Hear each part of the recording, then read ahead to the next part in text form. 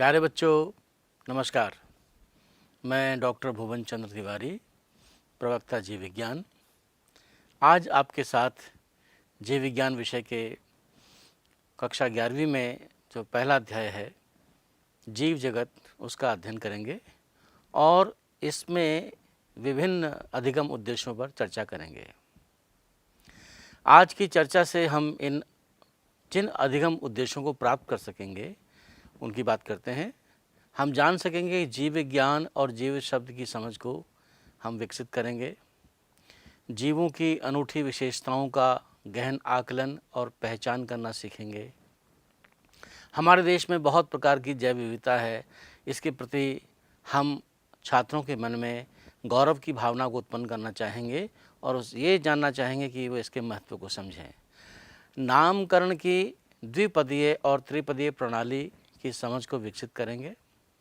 जैविक नामकरण के सार्वभौमिक नियमों का ज्ञान हासिल करेंगे। छात्रों में कला कौशल, वैज्ञानिक दृष्टिकोण, जिज्ञासु प्रवृत्ति और अवलोकन कौशल का विकास करने का हम प्रयास करेंगे। दैनिक जीवन में जीव विज्ञान का हमारे क्या क्या महत्व है, इसको सहसंबंधित करना हम सीखेंगे। आइए सबसे पहले हम जीव विज्ञान शब्द का अर्थ समझने का प्रयास करते हैं। है क्या जीव विज्ञान? आपने कभी सोचा? जीव विज्ञान दरअसल विज्ञान की वह शाखा है जिसके अंतर्गत जीवधारियों का अध्ययन किया जाता है।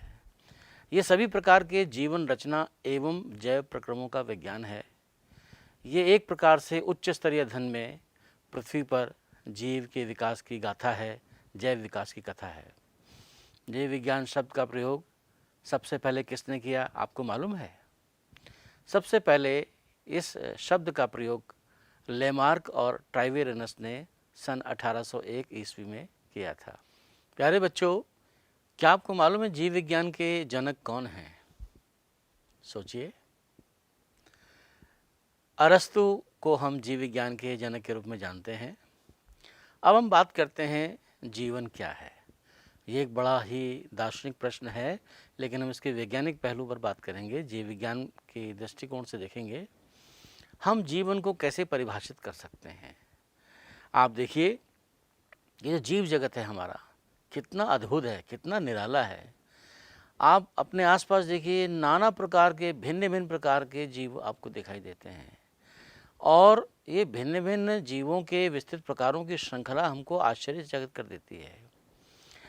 ये जीव असाधारण कहने वाले वासस्थान, चाहे ठंडे चट्टान पहाड़ों पर, पर्वतों पर हो, पर्णपाती वन हो, महासागर हो, मीठे जल के झीलें हों या मरुस्थल हो, गर्म झरने जिनमें जीव रहते हैं, ये सब हमें आश्चर्यचकित कर देते हैं।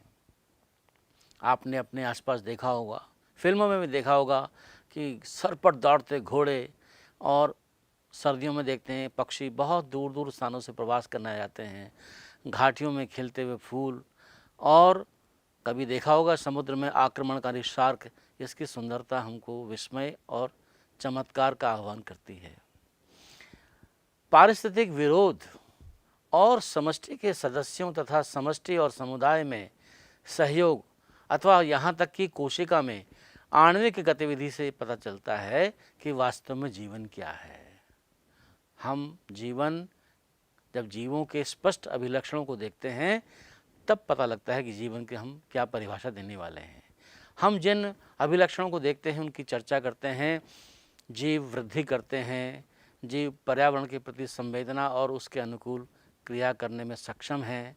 जीवों की एक विशेषता है कि वो स्वयं की प्रतिलिपि बना लेते हैं, स्वयं को संगठित करते हैं और इस संगठन के दौरान ही उसमें पारस्परिक प्रतिक्रिया होती रहती है। इसके साथ साथ जीव उद्गमन आदि, ये सब जो है हम जीवों में एक सुस्पष्ट लक्षण के रूप में देखते हैं और इसके आधार पर हम कह सकते हैं कि जिनमें ये लक्षण पाए जाते हैं उनको हम जीव कहते हैं। आइए अब हम जीवों के इन सुस्पष्ट अभिलक्षणों को विस्तार से समझने की कोशिश करते हैं, प्रयास करते हैं। हमने कहा कि सभी जीव वृद्धि करते हैं। वृद्धि क्या है? दरअसल में भार और संख्या में जब वृद्धि होती है तो हम कहते हैं कि जीव में वृद्धि हो रही है। तो वृद्धि के दो अभिलक्षण हैं, भार तथा संख्या में वृद्धि, और ये दोनों ही जीवों में पाई जाती है। बहुकोशिक जीव कोशिका विभाजन द्वारा वृद्धि करते हैं। जो एक कोशिक जीव हैं उनमें कोशिका विभाजन से वृद्धि भी होती है, जनन भी होता है। पौधों में यह वृद्धि जीवन पर्यंत चलती है। आप देखते हैं पौधे में अगर कोई टहनी काट देते हैं तो कुछ समय बाद उसमें टहनी आ जाती है, नई कोपल आ जाती हैं, तो उसमें कोशिका विभाजन द्वारा हमेशा वृद्धि होती रहती है। लेकिन प्राणियों में ये वृद्धि कुछ सीमित आयु तक होती है। हालांकि ऐसा नहीं है, जब कहीं कोई चोट लगती है तो वहाँ पर रिपेयर होती है, वहाँ पर मरम्मत होती है। और प्राणियों में कोशिका विभाजन विशिष्ट ऊतकों में होता है, ताकि ये जो कोशिकाएं मर रही हैं या विलुप्त हो रही हैं, इनकी जगह नई कोशिकाएं आ सकें। अभी जैसे हमने बताया कि एक कोशिक जीव जो हैं वो विभाजन द्वारा वृद्धि करते हैं, और ये उनमें विभाजन के साथ साथ, वृद्धि के साथ साथ जनन की भी एक अभिलक्षण बन जाता है। अब हम जब बात करते हैं कि जीव वृद्धि करते हैं, तो क्या ऐसा है कि केवल जीव ही वृद्धि करते हैं? आपने देखा होगा आपके आसपास चट्टान हैं, रेत के टीले हैं, गोलाश्म हैं, ये सब जो हैं वृद्धि करते रहते हैं। तो क्या हम ये मान लें कि ये मिट्टी के टीले, ये गोलाश्म, ये रेत के टीले, ये भी जीव हैं, क्योंकि ये भी वृद्धि कर रहे हैं? जरा इसके ऊपर आप चिंतन करिए, मनन करिए। निर्जीव बाहरी रूप से वृद्धि करते हैं, जबकि जीव आंतरिक रूप से वृद्धि करते हैं। इस अंतर को आप अंतर्सात कर लीजिए। तो इसलिए हम कह सकते हैं कि वृद्धि को जीवों का एक विशिष्ट अभिलक्षण नहीं मान सकता, एक विशिष्ट गुण नहीं मान सकते हैं। जीवों में ये लक्षण जिन परिस्थितियों में परिलक्षित होता है, उनकी विवेचना करके ही ये समझना चाहिए कि ये जीव तंत्र का लक्षण है। अब हम दूसरे अभिलक्षण की बात करेंगे, जनन की बात करेंगे। जैसा कि हमने बताया कि बहुकोशिक जीवों में जो जनन है, उसमें आपने देखा होगा कि वो अपनी से संतान उत्पन्न करते हैं। जो लैंगिक जनन है, उसमें जीव के लगभग सभी अभिलक्षण उसे अपने माता पिता से प्राप्त होते हैं। अलैंगिक जनन में केवल एक जनक भाग लेता है, और इसके कुछ उदाहरण हमको बताए थे। जैसे आप देखते हैं बरसात में जगह जगह फफूंद लग जाती है, जिसको आप कवक कहते हैं, ये बीजाणु द्वारा प्रजनन होता है। इसके अलावा यीस्ट और हाइड्रा में प्रजनन मुकुलन के द्वारा होता है। प्लेनेरिया एक बहुत अच्छा उदाहरण है, जिसमें पुनर्जनन के द्वारा जनन होता है। अमीबा में जो जनन होता है वो विखंडन के द्वारा होता है। तो हम देख रहे हैं कि एक कोशिकीय जीव, जैसे जीवाणु हैं जिनको आप सामान्यतः बैक्टीरिया कहते हैं, या एक कोशिकीय शैवाल है जैसे क्लेमाइडोमोनास है, या अमीबा में जो जनन है वो वृद्धि का पर्यायवाची है, अर्थात इनमें वृद्धि के साथ साथ उसका वो हम जनन भी कह सकते हैं। तो कोशिकाओं की संख्या में वृद्धि का अर्थ उनका वृद्धि भी हो रही है और उनका जनन भी हो रहा है। तो आपने देखा जनन जीवों का एक सुस्पष्ट लक्षण है, लेकिन कई बार आपने देखा होगा कई जीव ऐसे हैं जो प्रजनन नहीं करते हैं, जैसे खच्चर, बंध्य कार्यकर्ता मधुमक्खियाँ, अनुर्वर मानव युगल। जैसे आसपास देखा होगा कुछ शादीशुदा हमारे मानव समाज में व्यक्ति हैं, उनके बच्चे नहीं होते हैं, तो वो प्रजनन के क्षमता उनमें नहीं है, लेकिन क्या हम उनको निर्जीव कह सकते हैं? हमें सोचना चाहिए इसके विषय में। तो आप चिंतन करेंगे इस विषय में, तो हम ये निष्कर्ष निकाल सकते हैं कि जनन जीवों का एक समग्र विशिष्ट लक्षण नहीं हो सकता है। यद्यपि इसमें एक विशेष बात है जो आपको रेखांकित करनी है कि कोई भी निर्जीव वस्तु जनन करने में या अपनी प्रतिलिपि बनाने में सक्षम नहीं है। क्या आप जानते हैं कि जीव कोशिकाओं में निरंतर रासायनिक प्रक्रियाएं होती रहती हैं? इन्हें क्या कहते हैं? सभी जीव रसायनों से बने होते हैं। ये रसायन अनवरत रूप से विभिन्न रासायनिक क्रियाओं के परिणाम स्वरूप जैव अणुओं में बदलते रहते हैं। कोशिका या जीव में होने वाली इन सभी रासायनिक क्रियाओं को उपापचय की प्रतिक्रिया कहा जाता है। तो किसी भी निर्जीव में उपापचयी क्रियाएं नहीं होती, ये बात तो स्पष्ट है। इसलिए उपापचय जो है वो जीवों का एक सुस्पष्ट लक्षण है। बच्चों, जीवों में अपने परिवेश या पर्यावरण को महसूस करने और इन पर्यावरणीय उद्दीपकों या संवेगों को, जो भौतिक हो सकते हैं, रासायनिक हो सकते हैं या फिर जैविक हो सकते हैं, इनके प्रति संवेदनशीलता तथा प्रतिक्रिया देने की क्षमता होती है।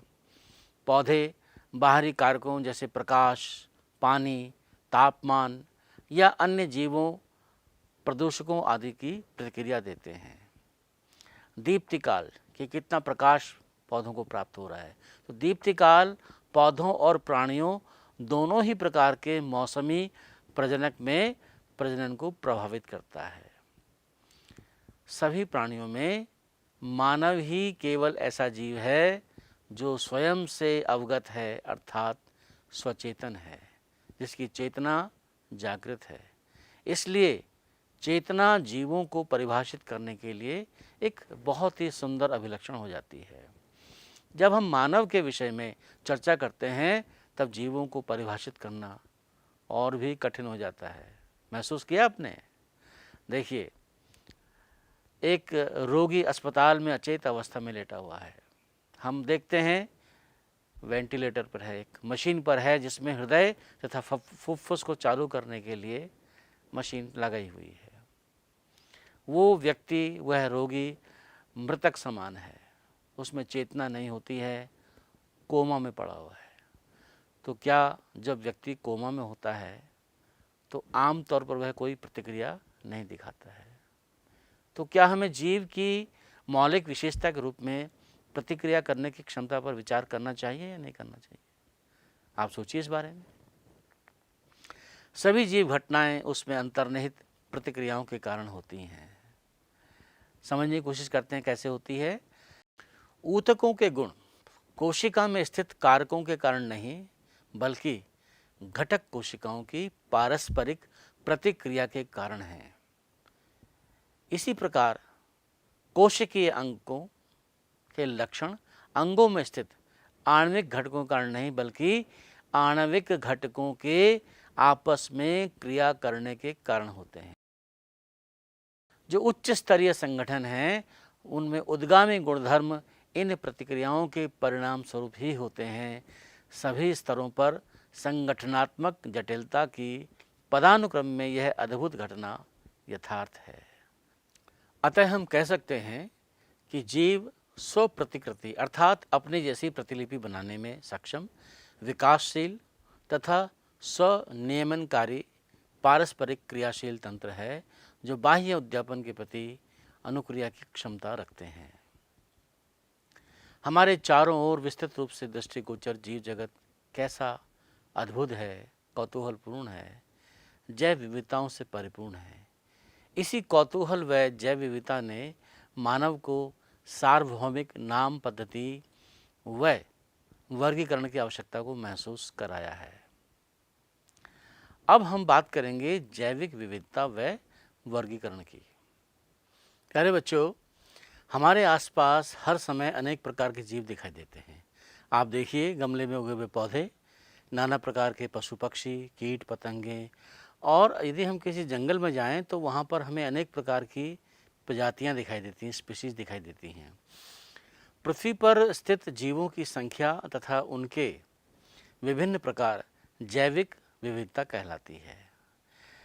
अब तक ज्ञात वर्णित स्पीशीज की संख्या आपको मालूम है कितनी है? कभी आपने सोचा? बच्चों, ये लगभग 1.7 मिलियन से लेकर 1.8 मिलियन तक हो सकती है और अभी इसकी खोज जारी है। यही जैविक विविधता है। नए तथा पुराने क्षेत्रों की सतत खोज में हम नित्य नए नए जीवों का पता लगा रहे हैं और ये चलता रहेगा। देखिए, एक चित्र है, इसमें आप विभिन्न प्रकार के जीव दिखाई दे रहे हैं। आप शायद इनको पहचानते होंगे।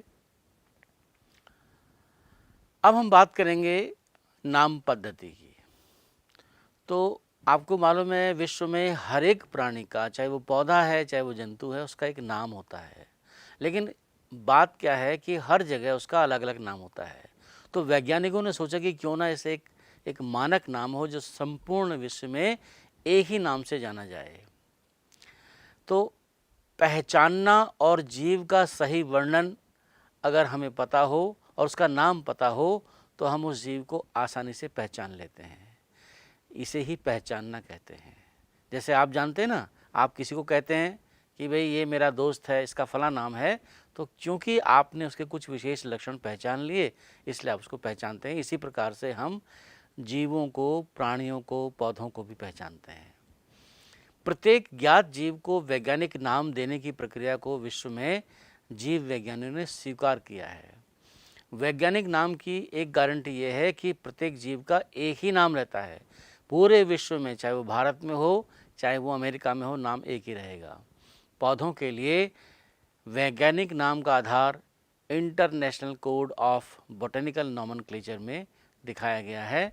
इसका एक संक्षिप्त जो रूप है वो है ICBN, international code of botanical nomenclature. अब हम वैज्ञानिक नाम के सार्वजनिक मान्य नियम को जानेंगे। द्विपद नाम पद्धति। जैसा कि नाम बता रहा है, प्रत्येक नाम के दो घटक वंश नाम तथा जाति संकेत पद हैं। इसका उदाहरण है मैंगीफेरा इंडिका। ये आम का वैज्ञानिक नाम है। इसमें मैंगीफेरा जो है वो वंश का नाम है, जबकि इंडिका प्रजाति संकेत पद है। इस नामकरण प्रणाली को एक स्वीडिश वनस्पति शास्त्री कैरोलस लिनियस ने सुझाया था। इसका उपयोग सारे विश्व के जीव विज्ञानी करते हैं। ये प्रणाली बच्चों बहुत ही सुविधाजनक है। नाम पद्धति के कुछ सार्वजनिक नियम हैं, इनके बारे में चर्चा करनी बहुत ज़रूरी है और परीक्षा में भी इसको पूछा जाता है, इसलिए इसको आप ध्यान से देखेंगे। ये नाम लैटिन भाषा में तिरछे अक्षरों में लिखे जाते हैं। जैसे उदाहरण है मैंगीफेरा इंडिका, आप देख रहे हैं तिरछी भाषा में लिखा हुआ है, तिरछे आकार में लिखा हुआ है। जैविक नाम में पहला शब्द वंश नाम होता है, जबकि दूसरा शब्द जाति संकेत पद होता है। जैविक नाम को जब हम हाथ से लिखते हैं तो दोनों शब्दों को अलग अलग लिखते हैं और अलग अलग रेखांकित करते हैं। आप देखिए ध्यान से, मैंगीफेरा इंडिका, दोनों को अलग अलग लिखा गया है और दोनों को अलग अलग रेखांकित किया गया है। वंश नाम का पहला अक्षर जब हम लैटिन में लिखते हैं तो वो बड़े अक्षर में होता है अंग्रेजी के, जबकि जाति संकेत पद अंग्रेजी में छोटे अक्षर से होना चाहिए। जैसे मैंगीफेरा इंडिका में M बड़ा है जो वंश नाम है, जबकि इंडिका का I छोटा है। जाति संकेत पद के बाद अर्थात जैविक नाम के अंत में लेखक का नाम संक्षेप में लिखते हैं। आप उदाहरण देखिए, मैंगीफेरा इंडिका लिन, अर्थात सबसे पहले इस स्पीशीज का वर्णन लिनियस ने किया था। अब हम चर्चा करेंगे त्रिपदीय नाम पद्धति की। त्रिपदीय नाम पद्धति हक्सले और स्ट्रिकलैंड द्वारा प्रस्तावित की गई है। इस नाम में 3 पद हैं, पहला वंश नाम, दूसरा प्रजाति और तीसरा उपप्रजाति। जैसे उदाहरण के लिए होमो सेपियंस सेपियंस, ये मनुष्य का नाम है। गोरिल्ला गोरिल्ला गोरिल्ला, आप देख रहे हैं तीनों शब्द एक जैसे हैं। वंश नाम, जाति संकेत पद और प्रजाति संकेत पद, तीनों ही एक प्रकार से हैं। जब तीनों शब्द एक बार से रिपीट करते हैं तो इनको हम, अंग्रेजी में एक शब्द है टॉटनिम्स, इनको टॉटनिम्स बोलते हैं, जिसको हम हिंदी में अनुवाद करते हैं पुनर्पद नाम से। वह प्रक्रिया जिसमें जीवों को दृश्य गुणों के आधार पर सुविधाजनक वर्ग में वर्गीकृत किया जा सके, इसको हम वर्गीकरण पद्धति कहते हैं। उदाहरण के लिए पौधे अथवा प्राणी, बिल्ली अथवा कीट, ये सारे के सारे जो हैं ये वर्गीकरण में विभिन्न वर्ग हैं और टैक्सा विभिन्न स्तर पर एक एक वर्ग को बताता है। उदाहरण के लिए गेहूँ, जंतु, स्तनधारी, बिल्ली, ये सभी विभिन्न स्तरों पर टैक्सा हैं। आइए वर्गीकरण पद्धति की बात करते हैं। विभिन्न प्रकार के जीवों की विविधता सहित उनके विषय में अध्ययन को वर्गीकरण पद्धति कहते हैं। अंग्रेजी में इसको हम सिस्टेमैटिक्स कहते हैं। सिस्टेमैटिक्स शब्द लैटिन शब्द सिस्टेमा अर्थात जीवों की नियमित व्यवस्था से संबंधित है। लिनियस ने अपने पब्लिकेशन का टाइटल सिस्टेमा नेचर चुना। वर्गीकरण पद्धति में पहचान, नाम पद्धति, तथा वर्गीकरण, ये तीनों चीज़ें आती हैं। वर्गीकरण पद्धति में जीवों के विकासीय संबंध का भी ध्यान रखा गया है। प्यारे बच्चों, आज हमने जो कुछ भी सीखा है उसको जल्दी से देखते हैं हमने क्या क्या सीखा। हमने जीव विज्ञान और जीवन शब्द का अर्थ जानने का प्रयास किया है। हमने देखा जीवों की विशेषताओं का कि उनके क्या सुस्पष्ट अभिलक्षण हैं, उनका हमने अध्ययन किया। हमारे जो चारों ओर जैव विविधता है इसका क्या महत्व है, और जो जैव वर्गीकरण है इसका क्या महत्व है, ये भी हमने सीखने का प्रयास किया है। हमने पूरे जैव जगत में सार्वभौमिक नामकरण के नियमों को भी जानने का प्रयास किया है। अब हमने जो भी कुछ सीखा है इसका मूल्यांकन भी होना चाहिए, तो आपको अभ्यास के लिए कुछ प्रश्न दे रहे हैं। प्यारे बच्चों, इसको एक बार आप अवश्य करेंगे, ऐसा हम आपसे आशा करते हैं। पहला प्रश्न है, जीवों की विभिन्न परिभाषित विशेषताएं लिखें। दूसरा प्रश्न है, किसी भी 5 जीवित पौधों का चयन करें और भारत के कम से कम 5 क्षेत्रों में उनके सामान्य नामों का पता लगाएं। तीसरा प्रश्न है, जीव की उपस्थिति के लिए आप अपने घर के आसपास के क्षेत्र का अन्वेषण करें और 10 जीवों की एक सूची बनाएं और उनके वैज्ञानिक नाम का भी पता लगाएं। चौथा प्रश्न है, जीवों के किसी भी 4 वैज्ञानिक नामों को उनके सामान्य नामों के साथ लिखें। और पांचवा और अंतिम प्रश्न है, जैविक वर्गीकरण प्रणाली की आवश्यकता पर चर्चा करें। तो प्यारे बच्चों, इस आशा के साथ कि आज आपने जो पढ़ा है उसका आप स्वाध्याय करेंगे और आने वाले भाग को भी पढ़ेंगे, इसी आशा के साथ शुभकामनाएं। धन्यवाद।